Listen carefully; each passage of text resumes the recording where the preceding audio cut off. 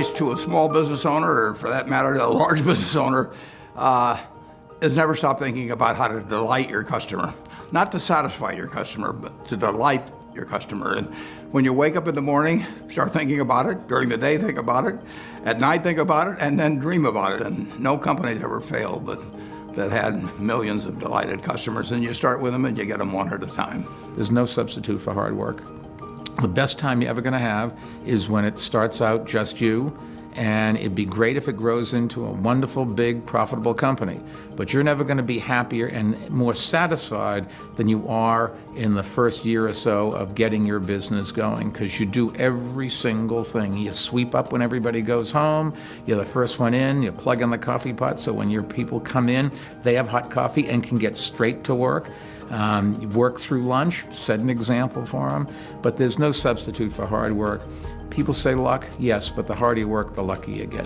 My advice to a small business owner or any entrepreneur would be not to be discouraged if the business you end up with is not the one you started out to pursue. Because so often you encounter difficulties, you encounter failures, and the important piece is to learn from each of those very quickly and to pivot and to move on to the idea that works. Of course, you have to be close to your products, close to your customers, and think about them. That's the most important, but don't forget to think about your business, what your plans are, what you want to do next, how to take your business to the next level. Again, think about being in your business, but think about your business as well. My best advice is to really work hard to clarify what your purpose is and be able to articulate that, be able to communicate it in a simple sentence. And the reason that's important is as you bring people into your company, I think the most important question you ask them is, why are you here? Why do you want to join this company? And if you hear that purpose back, if you hear that passion around that purpose, it makes everything a whole lot easier. Any skill can be learned and taught, but passion cannot. Being an entrepreneur can be a roller coaster ride at times. You will have great days, you will have not so great days.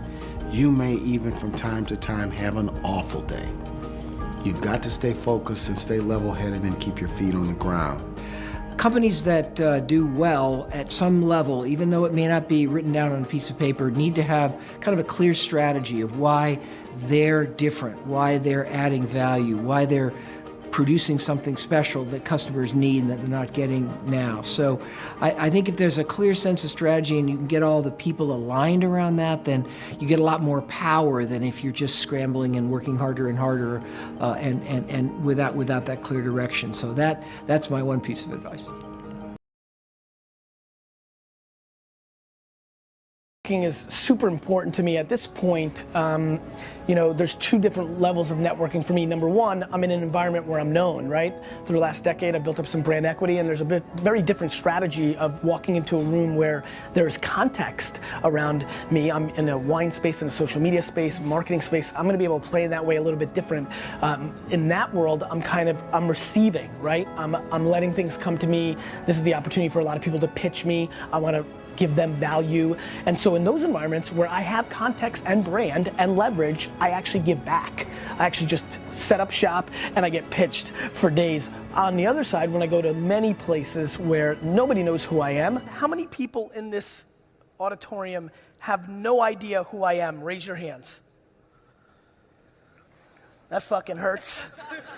I'm on the offense to not overthink it. So I will never figure out like who's the biggest dog or dogette in the room that I want to get to and like I'm gonna get mines. What I really do is I come in and really go very open and create a scenario to just let serendipity take over. I think networking can get very skeezy very quickly, right? You have such a hardcore objective. To me, I let it come to me.